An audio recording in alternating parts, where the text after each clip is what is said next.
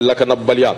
wakari ka be ka nyonya kosobe awnga jamana chamanje bulo fe lakana baliya mbi talike munga wakari mi awai ka do fanga jugu tigila mo no be tige jugu ni bomanchi wala tigila mo na bolu ko fo be aywa na bolu ko fo awai ka do gausu wele ka dia gausu do nodo afora yo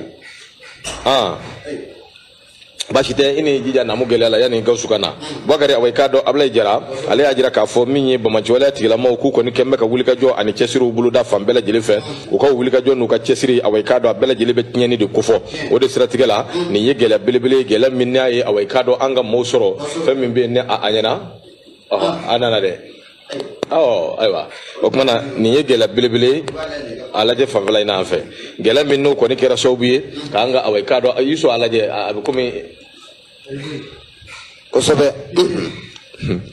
angata aywa bashite okmana ko chawe do gun laba ngonnana kikado ka foko ni yegela bilibili gela mimbe ni awai kado akoni anzoro kerengere ni ala awai kado anga maminu be nube jamana chamanje bulu fe yoro la yoro mimbe nangwa ma ko zone office du Niger bakari mi yim population yi mi awai kado gela bu dala koy sabu furu chamon ba de be furu minu ni awai kado kembe ka malo sene afam befe wati mi ngere malo sira ni sonja ani boni karama bi wati mi ku bina malo bo bebe kan ni sonja ware bina soro dunka fa abina sabati bakaro de kera sobuye mi bomanci wala tigila mawi luka wulika joke yoro mimbe na bule ko ND5 ani kado ka fonde bugu ana yoro chama malufuro minumbe bakari tari chama ibada da nywanga o tari chama min flene bomanci wala tigila mawi de fleka wulika joke bakari ka tasuma do awai kado o malufuro la malumo nin fle setiye dabalitie ya Allah ale de nyebe awai kado ningo bela jelena nununga wulika joke nin chugoina bakari ka awai kado malu tari chama ka tasuma do ala nin chugoina ka keso bu Senegal wi samia min bela jile ban torgo anika do la jabala wakar nin jurubu na fora awai kado ko lube ka wulika joke ko lube dine ko keledla se ka dine ko fonni nawa akoni video min vlene ni awai kado ameka nda do ala video imbo wakari a charla fam bela jile fe bebe ka yi awai kado bololo sanfe awai kado video in charli do fam bela jile fe mami numbe ni gelen yo lu soro o be wulika jola ka kuma fam be fe ko awai kado bi jamana fama wele ala yere jati ka mo kala je ka nyesho luma min bi se ka to lakana awai kado bi se ka sabati chugumi min bi se ka to awai kado bara nyuma obiseka ke chugumi min bi se ka to nyini fe obike soro fe chugumi akunonte akoko ni aseba koro gelele do kosobe sabu nunumbe ka walia mingeni anube ka bara mingeni fendo fe minni awai kado akumati se ka focus adana akoni wulika jo maketelela ka ko ke awai kado chesir kononana bagari ka laba abike gele bayi sabu minya awai kado dona na tawla nin furu nunum bela jele ko kubi jini ka ban ala kan kishi ka antanga ka kulu wala bayir ka do anache bagara abike sobu kongo jugu mimbe nambi siranye akongo jugu abi wala ngata mali fantan nani befe kerengere ni ala jamana chamanje bulu fe no be malufuru nu yoro kufo no zone office di Niger ambi do ke ala kan kishi ka antanga ala ka kulu ala bayir ka do bakari anani nywanche ablay jara bakari ale sera ka kuna funi min soro awai ka do so ma dai na 7 mimbe nanga ma ko l'indépendant ale sera ka kuna funi min soro akono ka di awma bakari ode ni awai sawbiye tension be chugo mina bela jele ba do bakari sebe do iya fo chugo mi akera meeting minni awai ka do police ku nga ja kene kan ko so be akoy ngembe ba fo ko awai ka do bisi basa kun barka ka bu sabu ka bi do kun damine akuma u fora awai ka do akuma nuna na chaya ko so be atitagol ko kala maiga min salba min flene na bi wele ko sal jeli baba sisoko place ma ba kele ka yoro mine ka fa de afala harab bolo du da ko no nyi so be kala nyini kun di do were en zaba kundu folo ye munye kidal tara awai ka do akera no golo kletan ani nani sangele o dafara ko wuli ka joka ke o nyene jo ka ke anniversaire ka ke ngaro temene ngo ka boy ale ere ko awai ka do famin be no kanga lajjeya wala yere fana kun gata o lajjeya li gata awai ka do o fana nyefo mana ko se ka family soro ala ba ni ngosa sabana miye sugal ko awai ka do siraw de bijira hakilina ni mirna nyuma undi ka to awai ka do kungile na nyuma ka obita ka di awai ka do transition ma ko tirga ba ko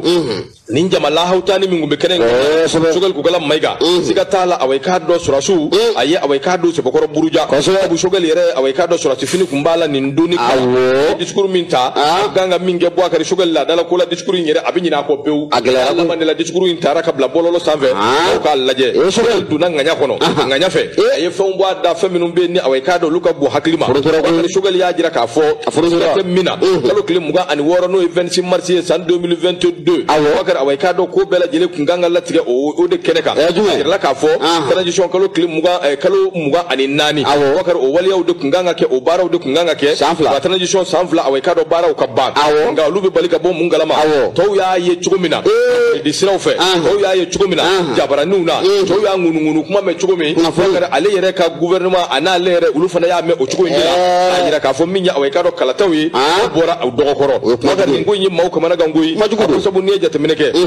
min ye septembre kalo san 2023 gouvernement awɛ ka dɔ ministre min bɛ n'u ka porte parole n'o bɛ tali kɛ général Ablaye Mayiga ale de y'a yira k'a fɔ awɛ ka dɔ kalataw kɔni bɔra u dɔgɔkɔrɔ kalata minnu bɛ n'u kun bolo dalen don février kalo tile 20 février kalo san 2024 k'o ye fɛn ye fɛn min n'a ye olu kamana gan kosɛbɛ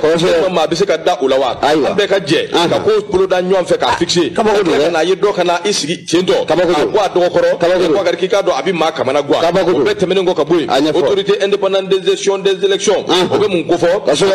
awɛ k'a dɔn a b'o de kofɔ a ko hali bi awɛ k'a dɔn kalata don kelen da kelen a ma fɔ maa ye ko a bɛna kɛ awɛ k'a dɔn nin waati in de la walima a bɛ kɛ nin don in de la a ko bi fɛn dɔw bɛ yen min awɛ k'a dɔn n'o fana bɛ ale b'o fɔ k'a fɔ nin ko in bɛɛ lajɛlen na kalataw kocogo ani politiki ko sira a n'a ɲɔgɔnna caman n'a yɛrɛ ti ka don a la jango tɛ awɛ k'a dɔn k'a fɔ k'olu ka a kuma mɛn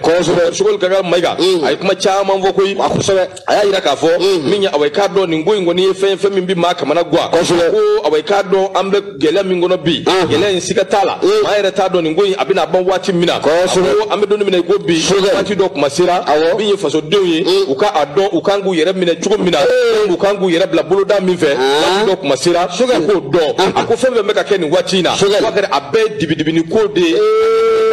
yelenw tɛ a bɛɛ bɛ awɛ k'a dɔn kɛn bɛ jakumabo ye jakumabo wakari k'a da ten tout se passe dans l'opacité totale a ko awɛ k'a dɔn Sogɛli y'a jira k'a fɔ courage b'ale la bi k'a dɔn k'a fɔ tiɲɛ yɛrɛ la awɛ k'a dɔn an bɛ waleya min na ani an bɛ cogoya min na wakari siga foyi den kelen t'a la ko in awɛ k'a dɔn a gɛlɛyara kosɛbɛ a ka gɛlɛn kosɛbɛ wakari Sogɛli ka nin kumakan ninnu n'i ye jateminɛ kɛ waati tɛmɛnenw na sɛbɛnden dɔ bɔra ko M5 RFP ka sɛbɛn don kuma cayara kosɛbɛ nin kumakan ninnu bugulatigɛ bɛ ta nin ko in kɔnɔ kosɛbɛ sabu a waati a donni kama fɛn in wolola fɛn min na o de awɛ k'a dɔn maa dɔ bɛ n'o ye Boubacar Traoré i Tuama Boubacar a minɛna ni ka don kaso la Boubacar a ko document in kɔnɔna na fɛn caman bɛ yen n'o fɔra awɛ k'a dɔn chef de gouvernement bɔra ka kumakan minnu fɔ k'u kun ɲɔgɔn na Boubacar i bɛ faamuyali sɔrɔ a la Sogɛli Kɔbala Mayiga a ye awɛ k'a dɔn bolokɔnɔ ni sin ko bɛn kɛra min kan parti politique minnu bɛ yen n'a ma ɲɛ k'a fɔ k'u ka ca jagoya don dɔ ka bɔ parti politiquew la ale bɛ bali ka bɔ mun galama Boubacar parti politique min créera awɛ k'a dɔn nin waati laban ninnu kɔnɔna la a bɛ kɛmɛ bɔ wa o de ko in na fana gɛlɛya ye dɛ a fɔra ko dɔ bɔ parti politique la a ko ala mɛ dɛ 2021 ka na 2023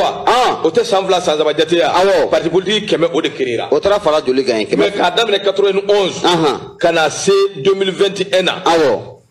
o ye san joli san 10 san 2 kɛmɛ créera o y'a sɔrɔ san 10 kɔnɔ parti politique kɛmɛ 2 de créera donc san 10 kɛmɛ 2 san 2 de kɛmɛ créera o san 10 bɛ taa dafa yɔrɔ min na an t'a yɛrɛ sɔrɔ ni u bɛɛ n'a ka parti politique tɛ